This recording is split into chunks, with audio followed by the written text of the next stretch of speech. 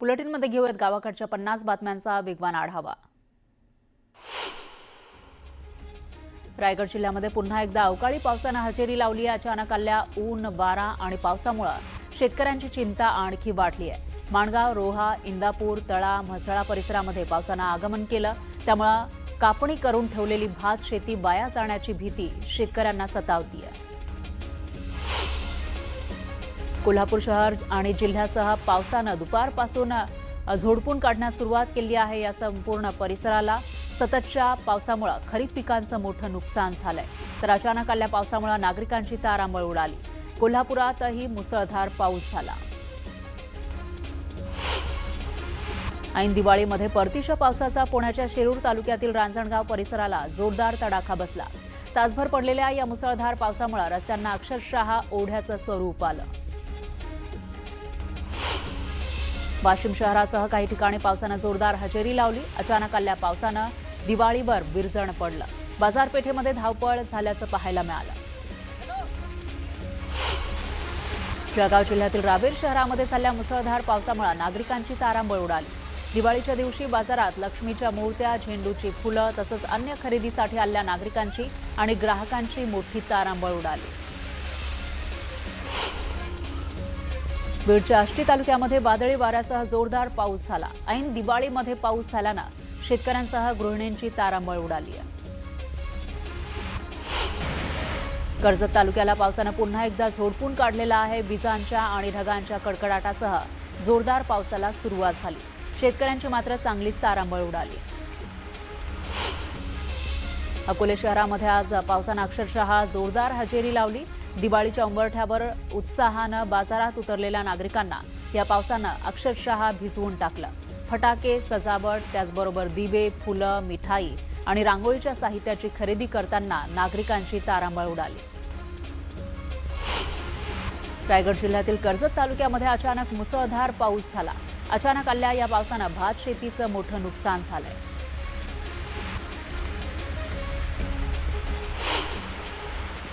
यानंतर एक breaking news आहे। पुण्यातील जैन बोर्डिंगचा व्यवहार पूर्णपणे रद्द करा अशी मागणी केलेली आहे शेट्टींनी। पुण्यातल्या जैन बोर्डिंगच्या व्यवहाराला स्थगिती दिली असली तरी हा व्यवहार पूर्णपणे रद्द करावा अशी मागणी राजू शेट्टींनी केली आहे। हा व्यवहार रद्द झाला नाही तर भाजपच्या वरिष्ठ नेत्यांकडे तक्रार करणार असा इशाराही त्यांनी दिलाय। सोबतच बुलढाणा अर्बन बँक आणि कर्नाटकातील भाजपच्या एका नेत्याच्या बँकेनं दिलेलं कर्ज हे सुद्धा संशयास्पद आहे अशी टीका त्यांनी केली आहे। याबाबत आपण गप्प बसणार नाही, मुरलीधर मोहोळ यांना चितपट करू असा इशाराही शेट्टींनी दिलाय। त्यांच्याशी बातचीत केली आहे आपले प्रतिनिधी ज्ञानेश्वर साळोखे यांनी।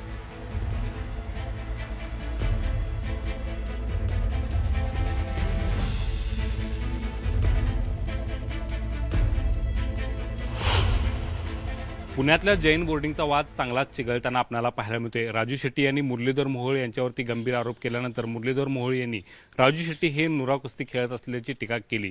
ह्या सगळ्यावरती बोलण्यासाठी आपल्यासोबत राजू शेट्टी आहेत, त्यांची या संदर्भातली प्रतिक्रिया आहे ती जाणून घेण्याचा प्रयत्न करूया।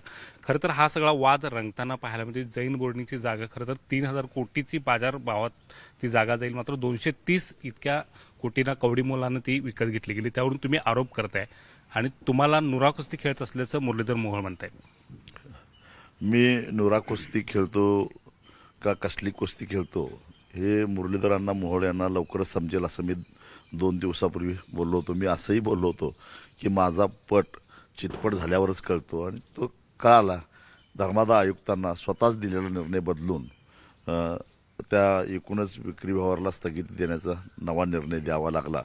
यावरून माझी भूमिका किती योग्य होती आणि आम्ही योग्य दिशेनं योग्य पद्धतीनं मागणी करत होतो आणि अन्यायाच्या विरोधात लढत होतो हे सिद्ध झालेलं आहे। भूमिका काय राहते याच्यावर अवलंबून आहे। मी मगाशी म्हटलं त्या पद्धतीनं त्यांनी त्यांच्या मतदारसंघातला हा विषय आहे, त्यांनी पुढाकार घेऊन हे 65 वर्षे जुनं असणारं हे हॉस्टेल अबाधित राहावं, विद्यार्थ्यांच्यावर अन्याय होऊ नये म्हणून जर ते पुढाकार घेऊन आपला केंद्र सरकारमधलं असणारं वजन, लोकप्रतिनिधी म्हणून राज्य सरकारवर असणारा त्यांचा दबाव याचा वापर करून त्यांनी जर का हा व्यवहार पूर्णपणे रद्द करून ते पुन्हा ते विद्यार्थी हॉस्टेलमध्ये आले, स्थिरस्थावर झाले तर मग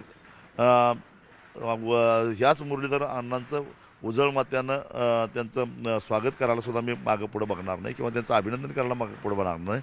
पण अजूनही ते गोखले बिल्डरनी चुकीचा व्यवहार केला आहे असं म्हणायला तयार नाहीत आणि ते म्हणायला तयार नाही त्याचा अर्थ ते त्यात भागीदार आहेत असं अजूनही माझं मत आहे. व्यवहार पूर्णपणे रद्द झाल्याशिवाय मी तरी काय गप्प बसणार नाही. अमित शहाना सुद्धा जाऊन मी विचारेन की सहकार राज्यमंत्री आहेत, ते सहकार मंत्री आहेत अमित शहा आणि त्यांच्याच एका माजी खासदाराच्या पतसंस्थेनं अशा पद्धतीनं एका मंदिरावर गहाण बोजा करून 50 कोटीचा कर्ज कसं काय दिलं गेलं. कारण एका मंदिराचं राजकारण करून डोकी फोडून दंगली घडवून सत्तेवर आलेली तुम्ही मंडळी दुसरं एक मंदिर विकलं जात असताना त्याच्यावर घाण खत केलं जात असताना तुम्ही कसं काय गप्प बसता हे विचारणार आहे मी जाऊन. झाला नाही तर पुढची भूमिका आक्रमक असेल आणि माझी कुस्ती कशा पद्धतीनं असेल ते त्याच वेळी समजून येईल अशा पद्धतीचा स्पष्ट इशारा राजू शेट्टी देताना पाहायला मिळते. त्यामुळे या प्रकरणाला सध्या स्थगिती दिली असली तरी हा व्यवहार रद्द होणार का हे आता पाहणं महत्त्वाचं असणार आहे. Video journalist Sandeep Patil, Dnyaneshwar Salunkhe, news 18 Lokmat, Kolhapur. यानंतर बातमी आहे नवी मुंबईमधून. ब्रेकिंग न्यूज आहे. जगभरात आज दिवाळी सणाचा पहिला दिवस लक्ष्मीपूजन मोठ्या उत्साहात सुरू असताना अचानक पावसानं वादळी वाऱ्यासह हजेरी लावली आहे. विजांचा कडकडाट सुद्धा होतोय आणि जोरदार पाऊस पडतोय. या अवकाळी पावसामुळे दिवाळीनिमित्त लावण्यात आलेले ठिकठिकाणी आणि सार्वजनिक तसंच घरोघरी लावलेले कंदील हे पावसामुळे गळून पडले. तर दिवाळीनिमित्त उघड्यावर सुरू असलेले छोटे मोठे व्यावसायिक, रांगोळी, दिवे यांचंही मोठं नुकसान झालंय.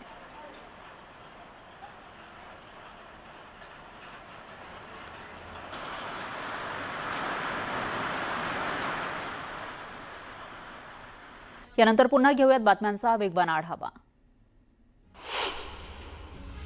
लक्ष्मीपूजन निमित्त पुण्यातील महालक्ष्मी देवीला सोन्याची साडी परिधान करण्यात आली आहे. महालक्ष्मी देवीला 16 किलो सोन्याची साडी परिधान करण्यात आली.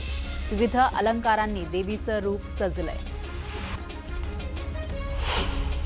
दिवाळी आणि लक्ष्मीपूजन निमित्त पंढरपूरच्या विठ्ठल मंदिरात बीडमधील एका भाविकानं तब्बल 2 टन फुलांपासून आकर्षक अशी सजावट केली आहे. शेवंती, अष्टर, गुलाब, ऑर्किड या फुलांपासून आकर्षक सजावट करण्यात आली.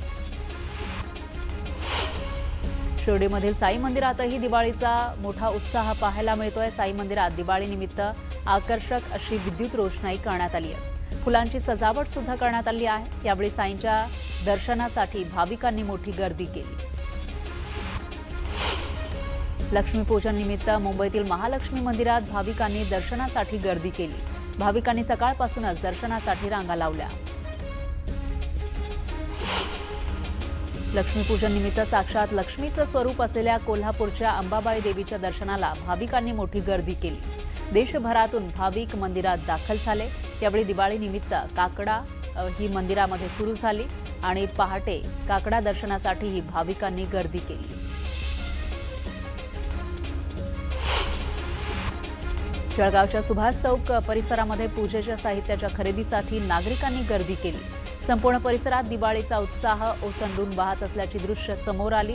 तर मागील वर्षाच्या तुलनेत यंदा विक्रीमध्ये चांगली वाढ झाल्याचं व्यापाऱ्यांनी सांगितलंय.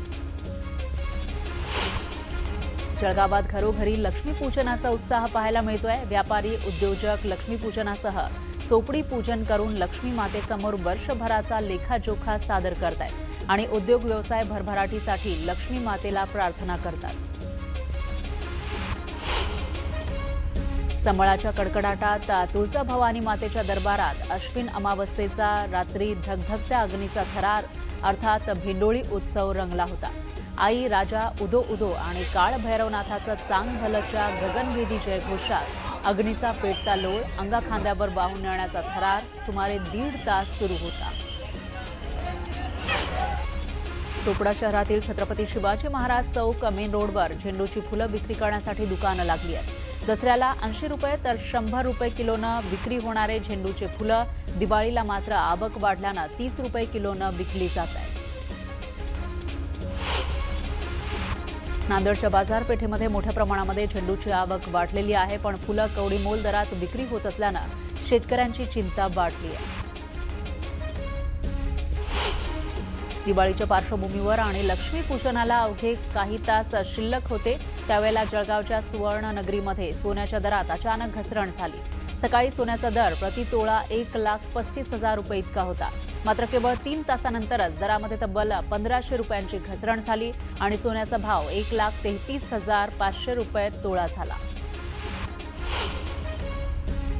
उल्हासनगरच्या तानाजीनगर परिसरामध्ये ऐन दिवाळी सणात पाणी टंचाई निर्माण झाली आहे. गेल्या 3 महिन्यांपासून या भागामध्ये आणि उल्हासनगरच्या अनेक परिसरात पाणी टंचाई आहे. दिवाळीच्या दिवशी पालघरमध्ये श्रमजीवी संघटनेनं वाडा पोलीस ठाण्यात ठिय्या आंदोलन केलं. वाड्यातील अल्पवयीन मुलींच्या खरेदी विक्री प्रकरणातील आरोपींना वाडा पोलिसांनी मोकाट सोडल्याचा आरोप श्रमजीवी संघटनेनं केलाय. भाजपमध्ये येणाऱ्या माजी आमदारांच्या प्रवेशाला सोलापुरातून भाजप पक्षाच्या पदाधिकाऱ्यांनी विरोध केलाय. भाजप शहर पक्ष कार्यालयाच्या बाहेर दक्षिण सोलापूर तालुक्यातील पदाधिकाऱ्यांनी निषेध आंदोलन केलं. सोलापूर तालुक्यातील आंदोलन करणाऱ्या भाजप कार्यकर्त्यांची समजूत काढण्यासाठी शहराध्यक्ष स्वतः मैदानात उतरले. भाजप शहराध्यक्ष रोहिणी तडवळकर हे आंदोलनस्थळी पोहोचले आणि भ्रष्टाचारी नेत्यांना प्रवेश नको अशा प्रकारच्या घोषणा यावेळी देण्यात आल्या. वर्ध्यामध्ये दिवाळीच्या दिवशी हजारो लोक रस्त्यावर उतरले आणि ते आंदोलन करू लागले. शेतकऱ्यांनी दिवाळी साजरी कशी करायची असा प्रश्न विचारण्यात आला. घरी पैसेच नाहीत, केवळ 500 रुपयात आपले सोयाबीन विकण्याची वेळ शेतकऱ्यांवर आली आहे असा आरोप राष्ट्रवादी काँग्रेस पक्षाचे खासदार अमर काळे आणि काँग्रेसचे माजी राज्यमंत्री रणजित कांबळे यांनी केला. गोरेगावमध्ये ठाकरेंच्या शिवसेनेच्या पदाधिकाऱ्यांनी महापालिकेच्या वॉर्ड ऑफिससमोर अभ्यंग स्नान करत अनोखं आंदोलन केलं. प्रभाग क्रमांक 52 मधील पाणी टंचाईच्या निषेधार्थ ठाकरे सेनेकडून आंदोलन करण्यात आलं.